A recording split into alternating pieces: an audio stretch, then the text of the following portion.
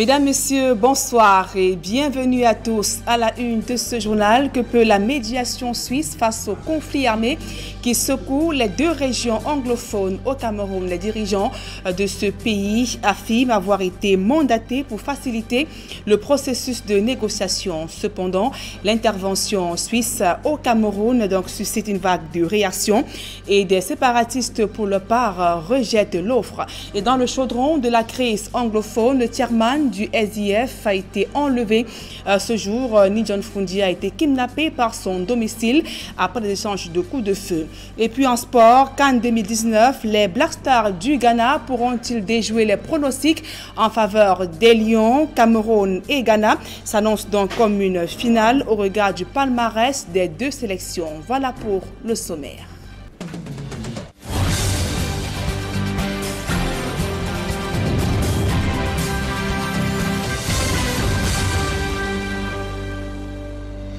Mesdames, Messieurs, une fois encore, bonsoir et merci d'honorer ce rendez-vous de l'information sur Equinox Télévision, l'actualité sportive.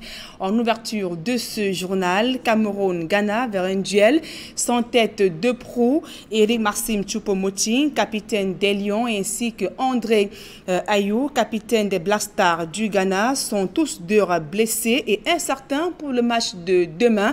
Le Cameroun et le Ghana pourraient donc descendre dans l'arène sans le meneur des hommes respectifs. Évocation dans ce reportage de nos envoyés spéciaux en Égypte, notamment Séverin Tchouban et Aïe Cyril. Clarence Seedorf s'est présenté en conférence d'avant-match avec le vice-capitaine Georges Constant Mandjek, ce qui a renforcé le doute sur la présence du capitaine Eric Maxime Choupo-Moting ce samedi contre le Ghana. Mais l'entraîneur sélectionneur des Lions indomptables du Cameroun rassure, le capitaine Choupo-Moting se porte bien. Choupo est OK. Il s'est entraîné aujourd'hui normalement avec l'équipe. Il s'est rétabli. Il aurait pu s'entraîner hier, mais nous avons décidé de lui donner un petit repos. Nous voulons que tous les joueurs soient à 100% pour ce tournoi et donc on ne doit rien forcer. Mais il est OK, notamment pour s'entraîner aujourd'hui. Le coach rassure. Pourtant, les propos de Georges Constant Mandjek sèment encore plus le doute et laisse croire que c'est bien lui qui pourrait porter le brassard de capitaine face au Black Stars du Ghana. J'aimerais d'abord remercier le coach, Clarence Seedorf, parce que je pense que depuis qu'il est là, il me donne la place qui est la mienne et que certains de ses prédécesseurs ne l'ont pas fait. Chez les Black Stars du Ghana, la situation du capitaine aussi n'est guère reluisante. André Ayew ne s'est pas entraîné depuis 2 jours, toute chose qui renforce les inquiétudes. André Ayew, André Ayew a de petits soucis de santé. Au fur et à mesure que nous nous entraînons, nous l'observons. Ce n'est qu'après tout cela que je verrai. Pour le moment, je ne peux rien vous dire. D'ailleurs, aucun manager à cette heure-ci ne peut vous dire qui de son effectif jouera demain ou pas. But as to the formation that we play, I believe that no team or no manager will sit here and give you the formation that you will play.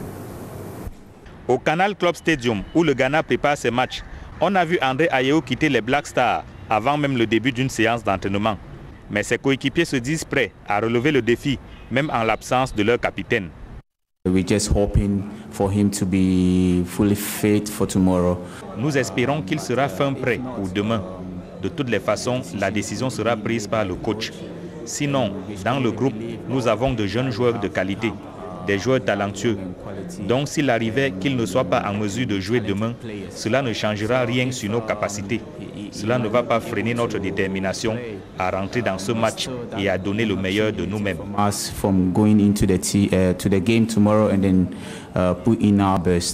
André Ayew, côté Black Star, tout comme Choupo-Moting, côté Lions indomptables, blessés et incertains, le Cameroun et le Ghana pourraient descendre dans l'arène ce samedi sans leurs capitaines respectifs. Et les observateurs présentent le match Cameroun-Ghana comme la finale au regard du palmarès des deux équipes et l'enjeu de la rencontre. Mais les historiques des confrontations Cameroun-Ghana placent les Lions en tête de leur accordent notamment les faveurs des pronostics. Une fois de plus, retrouvons nos envoyés spéciaux Séverin Tchouban et Aïe Cyril. Au dit de certains observateurs, le match Cameroun-Ghana est la finale avant la lettre de la CAN Égypte 2019. C'est une finale avant la lettre parce que Cameroun-Ghana, ça fait quand même 9 titres de champion d'Afrique. Donc c'est une grosse affiche de la Coupe d'Afrique des Nations. Et c'est encore un match plus intéressant, d'autant plus qu'une victoire qualifie le Cameroun pour les huitièmes de finale. Une défaite met le Ghana en difficulté pour la qualification. Donc ce sera un match que j'estime qui sera âprement disputé. Logiquement, je pense que ce sera un match très disputé de la première à la dernière minute. L'historique des rencontres entre le Cameroun et le Ghana donne l'avantage aux Lions indomptables. Les Black Stars aborderont la rencontre donc les revanchards. In the CAN 2000, when it was co-hosted by Ghana and Nigeria, it ended 1-1. You remember that famous goal that was scored by Mike Vivian Foe, very fantastic. And then again in 2008, Nkon sent Ghanaians to sleep by scoring that beautiful goal to beat Ghana to get to the finals. And in 2017, Cameroon again beat Ghana by 2-0. So the Ghana side is really poised, to take revenge over Cameroon. And even aside the revenge, Ghana must qualify to the next stage of the competition.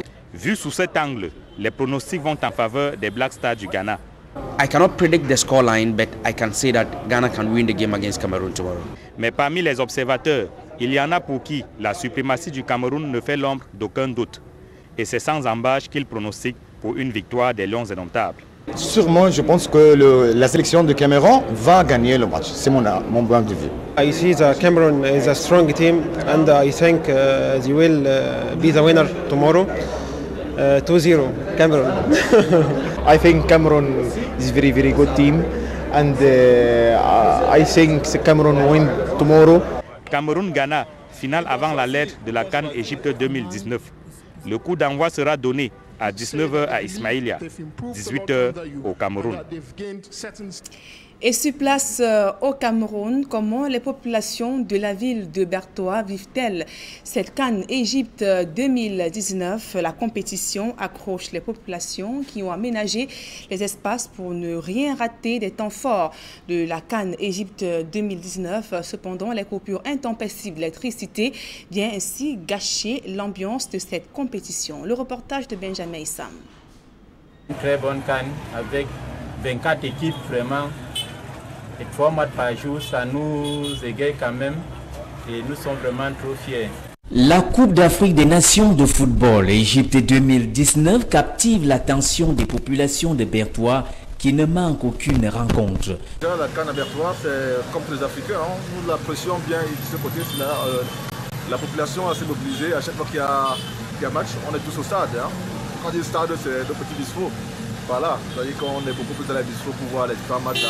Et l'effervescence est encore plus grande lorsque ce sont les Lions indomptables qui sont rencontrés. Au marché central, quelques maillots des équipes africaines de la CAN sont affichés. La participation des Lions indomptables suscite l'enthousiasme des supporters. Quand le Cameroun commence à jouer, je fais même ma caisse, je m'assois devant la télé, je dis je vois et je joue bien. À l'équipe nationale, les Lions indomptables, il est bien vrai que les gars se battent bien. Mais à côté, il y a d'autres équipes non moins négligeables. Bien, nous favorisons notamment le Cameroun. En premier, nous avons, même si la Guinée nous a battu des manches, je trouve qu'ils ont un football aussi quand même assez remisant. Nous avons l'Égypte, nous avons le Nigeria qui se bat plus ou moins par là. Et le Sénégal, voilà. Je vois le Nigeria, l'Algérie, l'Égypte, vraiment, voilà mes bras favoris de la CAN, le Cameroun surtout. L'inquiétude des fans du football réside sur les délestages qui ne permettent pas un bon suivi des rencontres à la télévision. On peut dire que nous avons seulement la difficulté, celle de l'électricité. Il y a une union qui nous fait vraiment avoir peu de bonus, ce qui fait qu'on n'arrive pas à bien voir tous les matchs. Quand nous vivons très mal la CAN, il faut des coupures intempestives de lumière. Comment nous prions les autorités qui puissent faire quelque chose, que nous vivons au moins cette CAN. Le souhait de tous étant que le trophée du Gabon soit conservé et ramené à la maison. Le théâtre de la crise anglophone, nouvel enlèvement du chairman Njon Frundi a été kidnappé à ce jour par des individus non identifiés à son domicile au quartier Tarikon à Bamenda, dans la région du nord-ouest Cameroun. Ils ont fait irruption dans son domicile après avoir tiré à bout portant sur son garde du corps. Ils sont repartis donc avec le chairman du SIF. Jusqu'ici, aucune nouvelle du chairman Njon Frundi, encore moins sur l'identité de ses ravisseurs. Ce nouveau kidnapping, faut-il le préciser, intervient 2 mois jour pour jour après celui qui a enregistré le 27 avril dernier. Et ce kidnapping du chairman du SIF Njon Frundi intervient 24 heures seulement après la proposition de la médiation suisse dans le conflit armé qui secoue les régions du nord-ouest et du sud-ouest Cameroun. Et notamment, cette intervention donc alimente de vives réactions au sein de l'opinion nationale. Le pays affirme avoir été mandaté par une majorité des partis afin de trouver une solution à cette crise socio-politique qui secoue les régions anglophones. Suivant donc dans ce reportage le point de vue d'un homme politique dans ce reportage que signe Gladys Sidi. Le département fédéral des affaires étrangères de Suisse a indiqué par voie de communiqué jouer le rôle de facilitateur pour trouver une solution pacifique et durable à la crise anglophone. Une sortie qui ne laisse pas indifférents les Camerounais au rang desquels les hommes politiques. La Suisse, c'est qui? La Suisse, c'est le siège de la SDN. Et c'est la SDN qui a charcuté le Cameroun en deux à l'époque, c'est-à-dire en 1916. Et si la SDN, qui continue à contenir des départements de l'ONU, peut s'en occuper, nous dirons chapeau, parce que c'est là-bas que devrait commencer le problème. Le DFAE doit travailler en collaboration avec le Centre pour le dialogue humanitaire. Une mission qui nécessite un travail de fond, selon le docteur Fogum Justin Aimé, qui affirme qu'il sera question de retourner dans les origines même du Cameroun. Donc le problème du Cameroun est très profond, il est extrêmement profond. Bien est très malin, hein, faites attention. Bien fait comme s'il ne faisait rien, mais c'est pas à tort qu'il a fait exprès pour que le problème, n'est-ce pas, soit revu à partir de cette Suisse. Et sur le programme des acteurs qui seront appelés à la table des négociations, il estime qu'il ne faudra exclure personne. Il faut tout simplement inviter les premiers protagonistes. On ne peut pas faire cette affaire sans Tabé Ayouk. Hein? Selon le communiqué du département fédéral des affaires étrangères de Suisse, 2 rencontres ont déjà eu lieu sur son territoire, avec pour objectif de préparer les futures négociations de paix entre le gouvernement camerounais et l'opposition politique. Autre actualité au cœur de ce journal, les usagers du tronçon Niala Rai Château d'Eau dans le 3e arrondissement redoutent déjà la qualité des travaux effectués en ce moment sur cette route, notamment avec ces pluies diluviennes qui s'abattent depuis quelques jours sur la capitale économique Douala. Malgré tout, la communauté urbaine rassure sur les délais de livraison de ce chantier. Plus de précisions dans ce reportage d'Innocent Abega, Julien Berthe-Bissaï. Comme annoncé par la communauté urbaine de Douala, les travaux sur l'axe Niala Rai Château d'Eau Japoma ont démarré. Depuis quelques jours, des engins s'activent sur le chantier. Pour des riverains, il a fallu du temps. Mieux vaut tard que jamais parce que déjà, on n'espérait plus. Vu la manière dont la route se dégradait, on pensait nous avoir oubliés. Si au moins on a lancé, on peut avoir l'espoir des lendemains meilleurs. Nous sommes satisfaits de voir que les engins sont là. Travail déjà, ça nous donne déjà un lieu d'espoir. On félicite l'État pour ce qu'il est en train de faire sur cette route-ci. Parce que nous avons tellement souffert. Depuis de longues années que nous souffrons ici. Nous ne parvenons pas à sortir. Les enfants ne parviennent pas à aller à l'école à cause de l'état des routes. Donc, ce que l'État s'est engagé, c'est facile d'arranger cette route-ci, ça nous soulage tellement. Avec les pluies qui ne cessent d'arroser la ville de Douala, d'aucuns redoutent la mauvaise exécution des travaux. Pour le moment, on ne peut rien dire, puisqu'on ne voit encore rien de bon. C'est quand ça serait un peu mieux qu'on pourra dire si c'est mieux ou pas. Nous savons ce que c'est que le pays. On peut commencer, après on arrête. La dégradation de cette route a déjà eu un impact négatif sur les activités de commerce et de transport. Mais nous sommes vraiment en chômage, c'est pour ça qu'on a autour de 2 à 3 mois. Il faut payer l'endroit où nous sommes, il faut payer nos maisons, il faut se nourrir. Donc vous voyez, on n'a pas le choix. Pour qu'on travaille, il faut qu'on appelle maintenant par téléphone. Tu es à l'atelier, il faut que je dise pour qu'il vienne me trouver sur place. La moto c'est 500, de côté, de côté 500, avec le bâtiment. Ceux qui s'efforcent bien à nous amener jusqu'à Dokoti, très souvent nous balancent dans la boue. On sort de la maison en veste pour le travail et parfois on n'arrive même pas au lieu de servir. Souvent on est pénalisé pour le retard. Les travaux ainsi repris sur cet axe avaient été interrompus, faute de financement. Les riverains de Nialara et Château d'Ojapoma espèrent que pareil scénario ne se reproduise plus. À présent, ce publie reportage. L'entreprise TIN, fabricant et distributeur des services et produits électriques de haute qualité, a tenu à Douala son 2e séminaire qui a réuni des techniciens, entrepreneurs, des chefs d'entreprise. Il était question pour la direction de Chine de présenter ces nouveaux services et produits comme solution aux problèmes actuels que rencontre le Cameroun dans ce secteur. Reportage.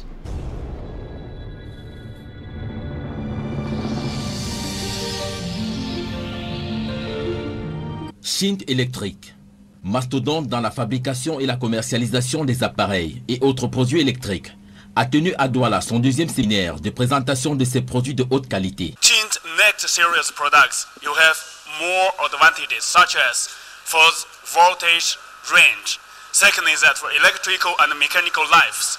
And third is that we have the intelligent technology for next products. We improve and increase the mechanical and electrical life, which means you can use for a longer time from now on if you choose Chint. Fondée en 1984, Chint développe les technologies avancées de haute qualité et haute précision dans de nombreux domaines et favorise la transformation et la mise à niveau des équipements énergétiques. Des qualités qui ont conquis le cœur des clients et lui ont valu son extension de par le monde. Présent dans plus de 30 pays dans le monde. Et c'est un produit de référence avec plus de 30 000 employés à son actif.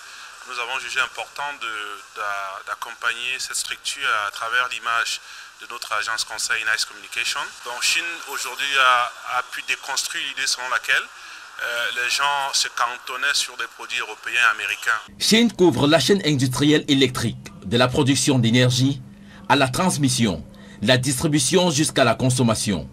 Chine fournit les produits et services de haute qualité aux clients qui peuvent être rassurés.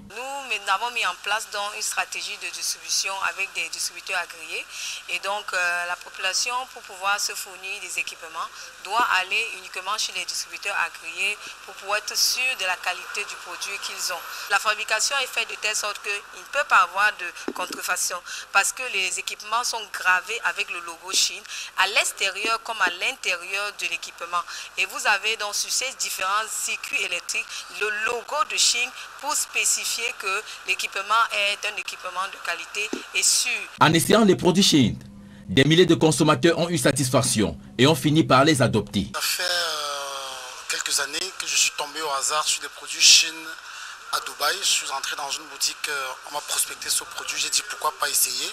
J'ai pris le risque sur moi, sur le projet que j'avais, c'était l'installation des stations d'essence. Et quand je suis rentré au Cameroun, j'ai proposé à mon patron que voici un des produits que j'ai vu de la prospection. Essayons. Et vraiment, je vous dis que depuis 2014, j'utilise Chine et ça fonctionne à merveille sur tous les projets qu'on a eu à faire jusqu'à présent. Après Douala, où de nombreux techniciens, spécialistes et entrepreneurs ont pris part, le prochain séminaire de présentation des produits et services Chine est prévu le 2 juillet 2019 à l'hôtel Hilton de Yaoundé. We at Chint, we are here for you. Fin de ce journal, mesdames et messieurs, merci pour votre aimable attention. Tout juste après, retrouvez Eric Martial Djomo dans le cadre de l'émission spéciale consacrée à la CAN Égypte 2019. Passez d'agréables moments en compagnie de nos programmes.